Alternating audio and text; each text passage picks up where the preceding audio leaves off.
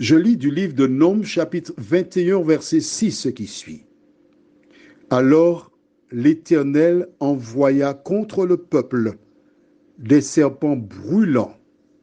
Ils mordirent le peuple et il mourut beaucoup de gens en Israël. Prions. Notre Seigneur, notre Dieu, nous découvrons, Seigneur, partiellement les conséquences du péché. Nous te remercions pour ta parole qui nous permet d'avancer et de te connaître. Merci de nous aider à tirer les leçons qui s'imposent. Merci de nous accompagner, de nous diriger, nous t'en prions, au nom de Jésus et pour ta gloire éternelle. Amen. Tu as noté que nous avons commencé depuis le premier verset du chapitre 21 du livre de Nombres, pour que tu comprennes bien le contexte. Tu as vu comment ces gens de ces villes les attaquèrent. Ils crièrent à l'Éternel qui les délivra. Mais chaque fois que Dieu fait un miracle pour eux, l'ennemi les pousse à vivre la chanson qui dit « Il était une fermière qui allait au marché. 3 pas en avant, 3 pas en arrière, 3 pas sur les côtés, reculez. » Il s'est passé en terre. L'ennemi les incita à se révolter contre Moïse et contre Dieu en doutant de l'Éternel. Leur attitude n'a rien à envier à celle d'Ève dans le jardin d'Éden. Les conséquences des serpents brûlants firent leur apparition. Ils les mordaient et c'était la panique dans le camp. Le peuple criait, des gens mouraient, les serpents sortaient, on ne sait pas d'où. Ils supportaient les conséquences de leurs actes. Nous verrons demain leur réaction si Dieu nous prête vie. Mais la Bible dit que ce sont des serpents venant de l'Éternel qu'il envoya contre eux. Beaucoup de personnes perdaient la vie.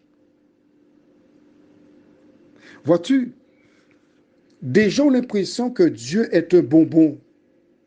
Un bonbon, tu sais, la chose sucrée que les enfants consomment, qu'ils aiment. Avec Dieu, on peut tout faire, on peut faire n'importe quoi, on peut dire n'importe quoi. Non, non, c'est pas comme ça. Nous devons avoir la crainte de nos parents.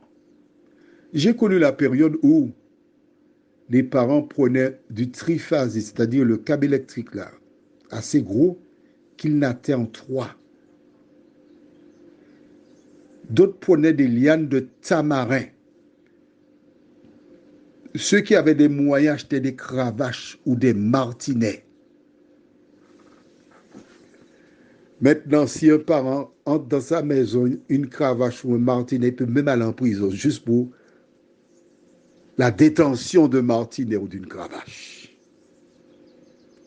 Ce temps-là est révolu. Ce temps appartient à l'histoire très ancienne.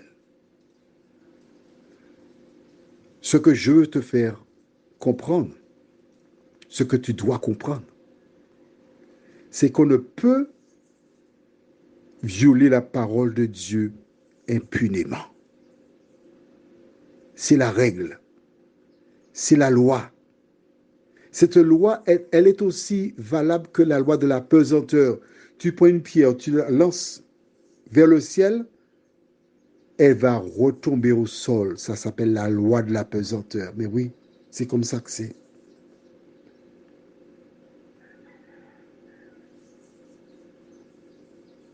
Il est donc fondamental pour nous de reconnaître Dieu pour ce qu'il est et de ne pas se révolter contre lui. Que s'est-il passé pour ces personnes? Je voudrais attirer ton attention sur le fait que dans le peuple, il y a beaucoup de ramassis, des personnes qui n'avaient pas la crainte de Dieu, et ce sont elles qui contaminaient les autres, qui se laissaient faire. Prions. Notre Seigneur, notre Dieu, nous sommes environnés de femmes et d'hommes qui sont des agents du diable. Ils peuvent être présents dans des communautés, avoir des rôles fondamentaux, mais sont à temps plein des agents de l'ennemi. Merci Seigneur de nous aider chaque jour à ne pas suivre la foule, à ne pas suivre les amis, à ne pas appuyer notre foi sur les autres, mais chaque jour à compter sur tes promesses. Merci Seigneur de nous éclairer, de te tenir à nos côtés, nous t'en prions, au nom de Jésus et pour ta gloire éternelle. Amen. Je te souhaite une bonne journée.